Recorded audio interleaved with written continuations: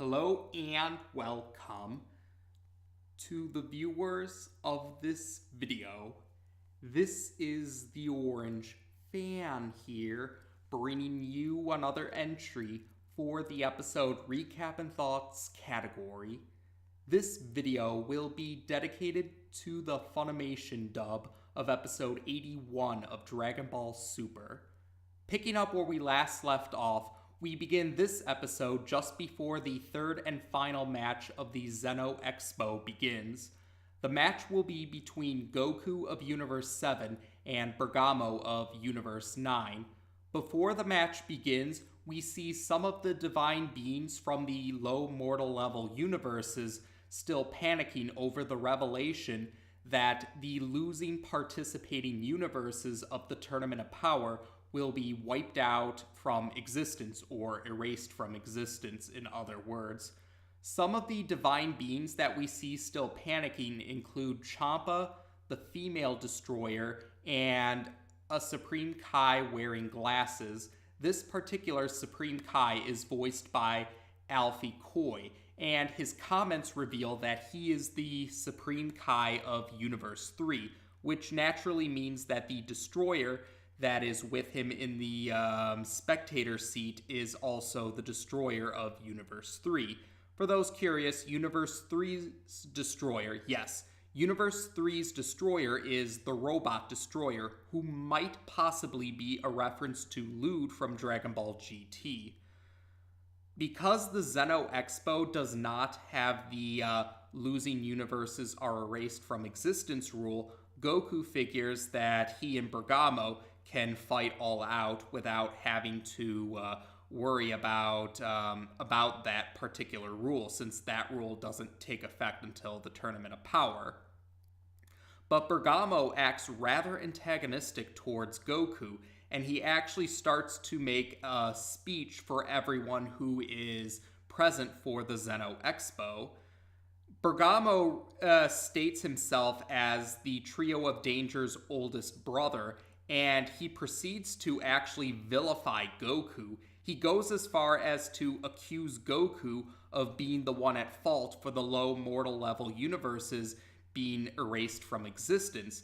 This is despite the fact that in the previous episode, the Grand Minister confirmed Whis' suspicions that the low mortal level universes were already planned to be erased from existence. Goku's suggestion or reminder about the tournament actually gave the low mortal level universes a chance to survive. Goku even comments about how Bergamo's accusations are going too far, but Bergamo dismisses Goku calling him out, and Bergamo even goes as far as to make a request for the Omni Kings. His request is to erase the losing participating universes rule from the Tournament of Power if he, Bergamo, defeats Goku in this match. And it is worth pointing out that the suggestion to request removing that rule was something that Goku actually thought of doing earlier, but Whis advised against Goku doing that because Whis feared that the Zenos and the Grand Minister wouldn't take too kindly to having their word be disagreed with. And so while this is, the Universe 9 characters in particular, they praise Bergamo for having a way with words, while Beerus and Whis are talking to each other about how the Blue Wolf was rather underhanded to try and make Goku look like the bad guy, and they can already hear some of the other divine beings actually being swayed by Bergamo's words.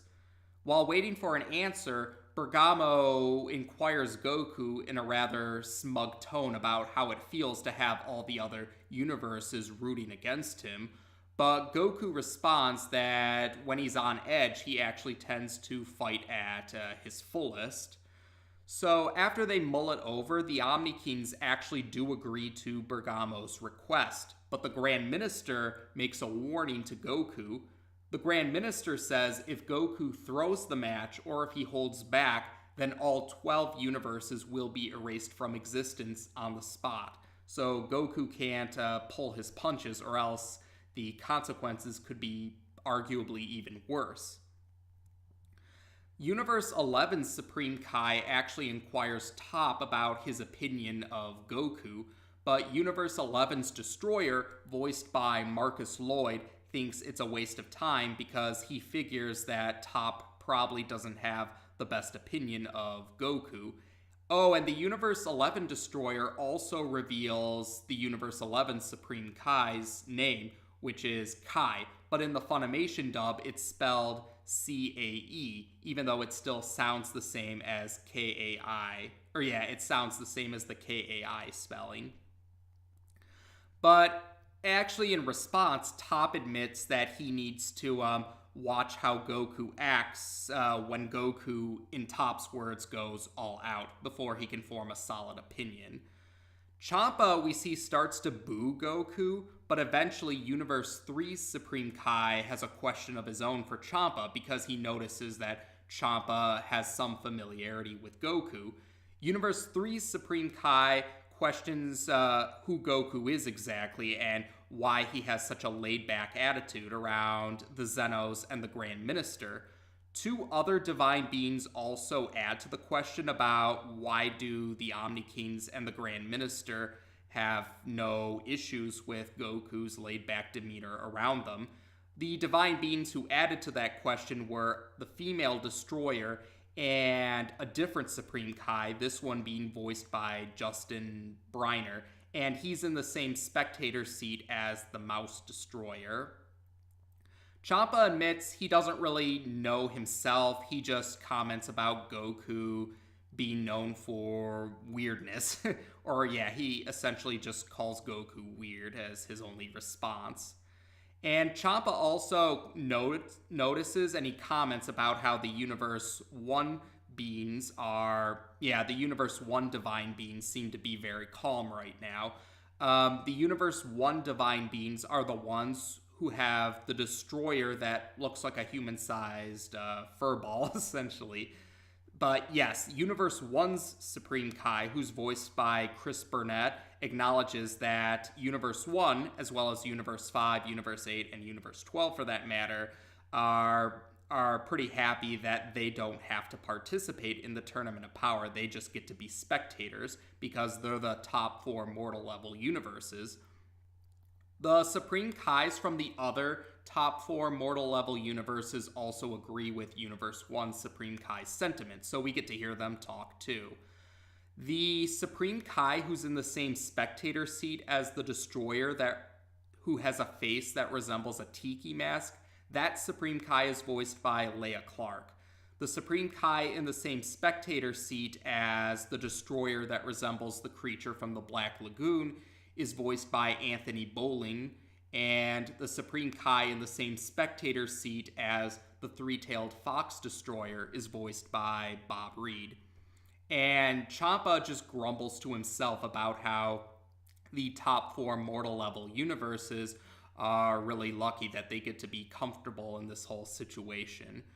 So then, yes, after that, the Grand Minister officially marks the start of the final match for the Zeno Expo. So Goku and Bergamo waste no time in getting this fight started.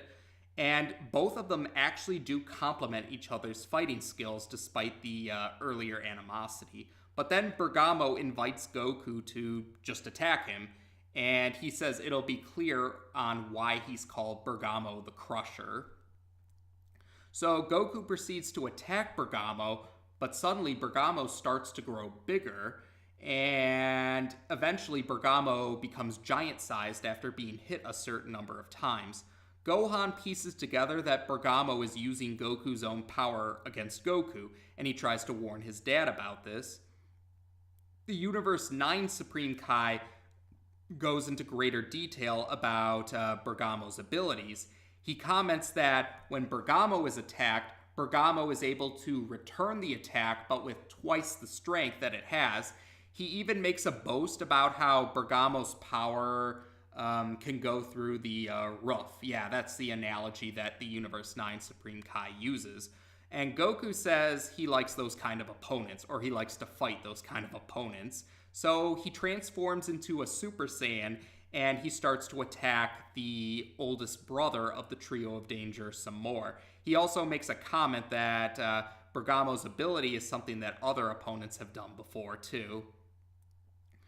Eventually, Bergamo does become even bigger, but Bergamo loses track of where Goku is, so Goku's able to head behind Bergamo and hit his leg from behind, and this causes the Blue Wolf to get knocked down. Goku points out that being bigger means having more blind spots. So after he hits Bergamo a bit more, Goku then transforms into Super Saiyan Blue, and this startles many of the divine beings present. Some of them even seem terrified, and they all recognize that Goku is using divine energy in this form. But that's not all. Goku combines the Kaioken with Super Saiyan Blue, and he unleashes a Kamehameha towards Bergamo. Bergamo tries to counter with an attack of his own, the Wolfgang Penetrator, but Bergamo's attack is overpowered by Goku's attack, and Goku's attack overpowers Bergamo, so Bergamo is forced back to his regular size before he collapses to the ground. Naturally, the Grand Minister declares Goku to be the winner of the final match for the Zeno Expo. Bergamo's younger brothers are quick to rush to their oldest brother to help him up after he collapsed. Goku says that he's interested in seeing Bergamo's actual power during the tournament, as in Bergamo not using another's power against them.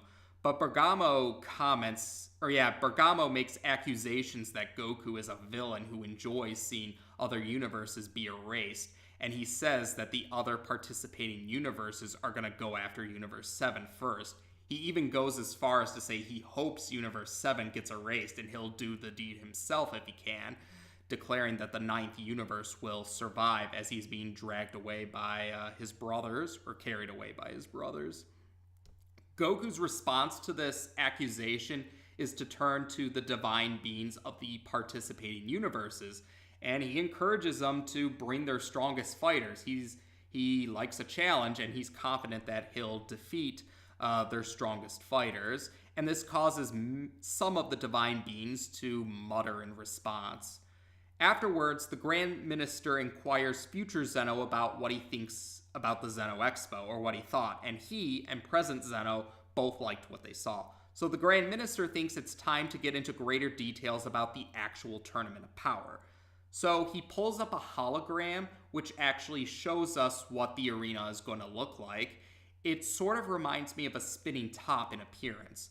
But otherwise, yes, he also reminds everyone that the arena will be in the Null Realm, and it's supposed to be a very big arena, in fact. And he also does explain that they have come up with rules after the Zeno Expo. So according to the Grand Minister, the rules are you beat an opponent by throwing them out of the arena. And the Grand Minister also answers Goku's question about what if an opponent is knocked out but still on the arena. The answer, just toss him off the arena, and the elimination will be official. Other rules include no outside weapons and no killing your opponents. He also mentions that the fighters within the arena will have their flying abilities nullified, so they can't fly during the event. And there's going to be a time limit as well. The time limit will be 100 tacks, which according to Whis is the equivalent of 48 Earth minutes. And that's not all. The tournament is not going to be like previous tournaments. It's actually going to be one big battle royale among all the fighters. So 8 participating universes each have 10 fighters. So yes, all 80 fighters are going to duke it out all at once over the course of 48 Earth minutes. Now, there are 2 ways to win the Tournament of Power, or for a universe to win the Tournament of Power. One way is to have the most fighters still in the arena by the time the time limit runs out. The other way is to have only 1 fighter left in the arena, regardless of how much time is left. The universe with that remaining fighter is the winner. So Kai admits that the scenario that they've been presented is not the most ideal. And Top actually jumps down to the arena, and he's calling out Goku's name. He also apologizes to the Grand Minister for his sudden arrival, but then Topp removes his cloak, so now we know what Topp looks like. As for how to describe it, I've seen a lot of fans describe Topp as looking like the Lorax. That's usually the resemblance I see some fans comment on similarities with.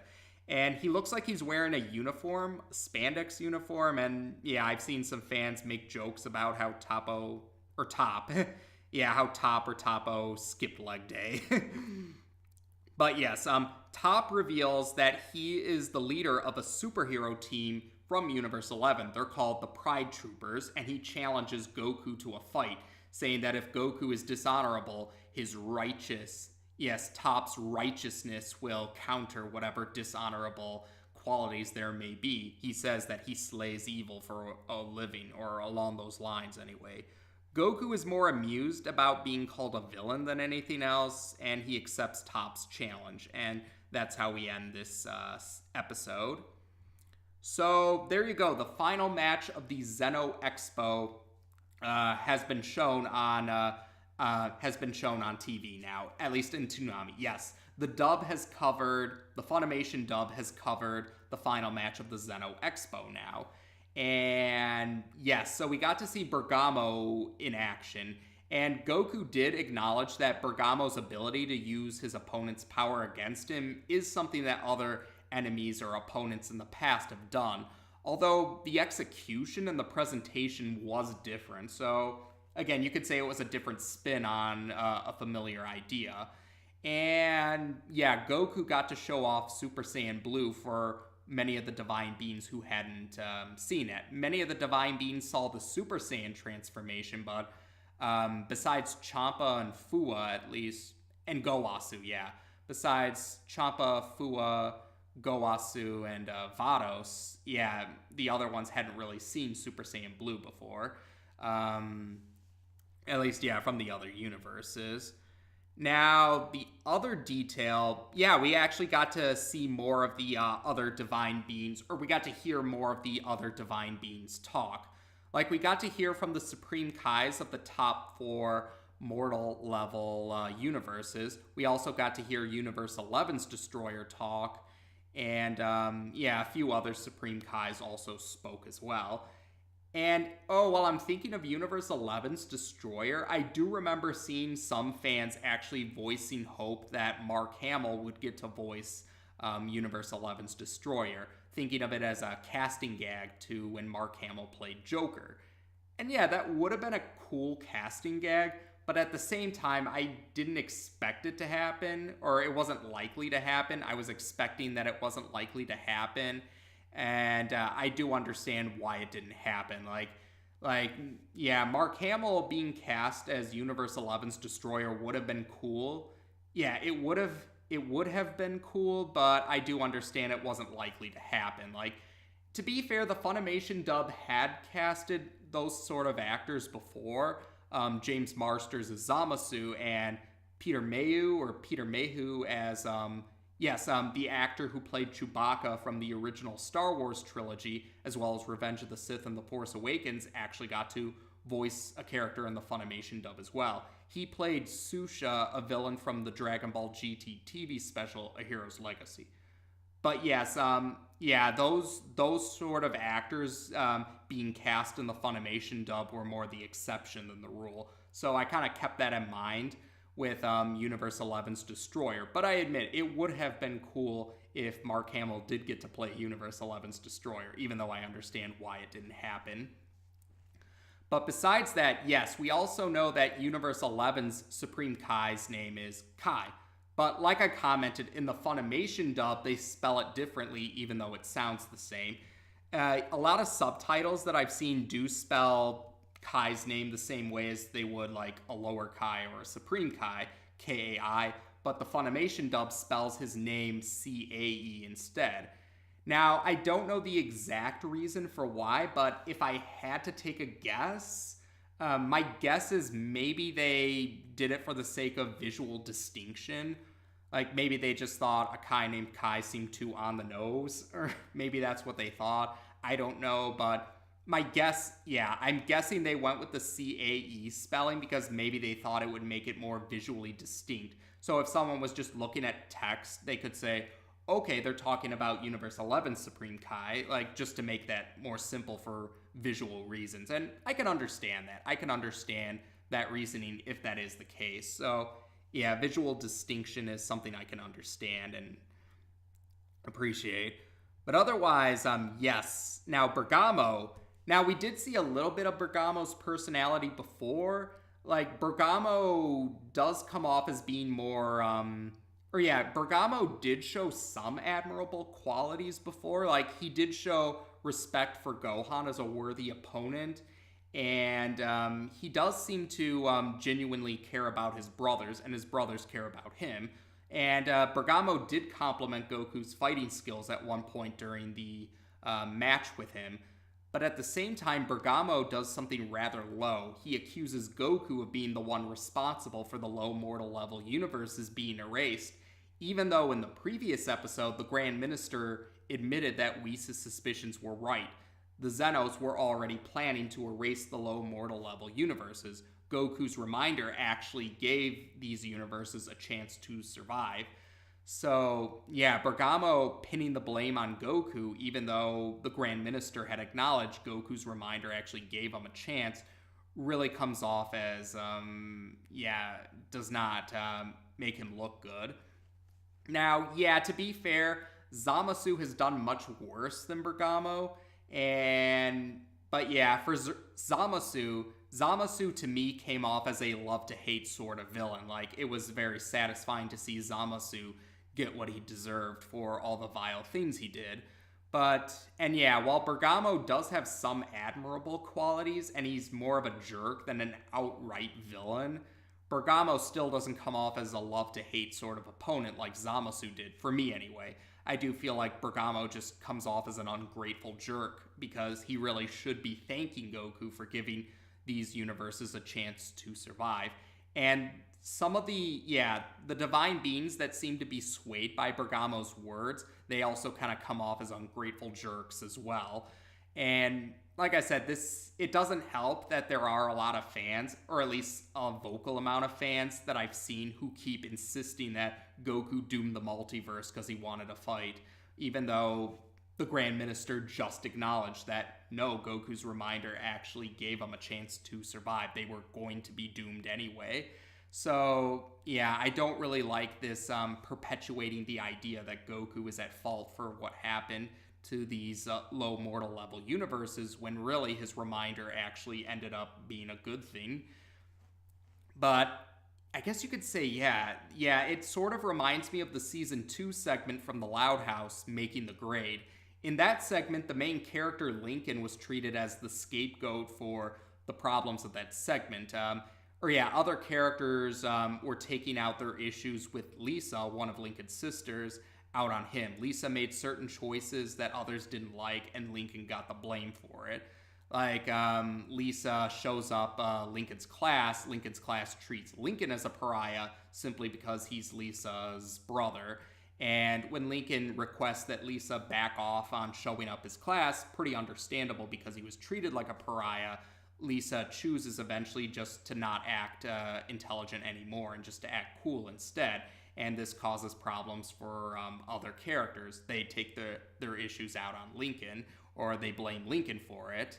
And yeah, I did mention in that recap and thoughts video, the characters blaming Lincoln came off to me as them, for whatever reason, thinking that they couldn't dare they couldn't dare be angry at Lisa for her own choices, so they blamed Lincoln because they could get away with blaming him, or felt like they could get away with blaming him. And that's kind of seems to be at least hinted, or some fans suspect that some of the people blaming Goku is because they don't dare voice their disagreement with the Omni Kings, so they're blaming Goku. Fans think they're blaming Goku because they feel like they probably think that the divine beings, or some of them think that they can get away with blaming Goku, but they can't voice their disagreement with the Omni Kings. So yeah, I can understand them not wanting to make enemies of the Omni King, but again, blaming the person whose suggestion actually gave you a chance to survive, it does make them come off as ungrateful jerks, and I'm not really happy about that. Thankfully, there are some divine beings that do act as the voice of reason or actually acknowledge that Goku's reminder was a good thing, and we'll go more into detail about that later on. But with regards to this segment, it seemed like Gowasu didn't antagonize Goku, or Gowasu didn't jump on the... Yeah, it seemed like to me Gowasu didn't jump on the anti-Goku bandwagon, and he witnessed Goku's good qualities during the Zamasu saga. Now, why didn't Gowasu speak up in Goku's defense? Maybe he feared the events of the Zamasu saga being brought up might do more harm than good. Particularly, maybe the detail about Zamasu or a different timeline version of him stealing Goku's body, maybe that would have caused more harm than good. Maybe Gowasu felt he had to keep quiet to keep things from escalating. I'm not sure, that's just speculation that some fans have had. But yes, I'm not the biggest fan of, I'm not really happy about how a lot of characters are blaming Goku for their universes being doomed, even if I understand them not wanting to make enemies out of the Omni King. Otherwise, we do have a clear idea on the Tournament of Powers rules and Top. We finally get to see what Top looks like. And I know some people are still not used to calling him Top because, again, Toppo's what he's known as. Yeah, he's called Toppo in the sub version. Subtitles refer to him as Toppo, but he's called Top in the Funimation dub. And I did explain that's kind of, there's a whole example of language being a fluid concept, or that changes and adapts between location and timing. It's a whole complex language reason. But they're both fine. But in any case, yes, we get to see Top, and Top wants to challenge Goku.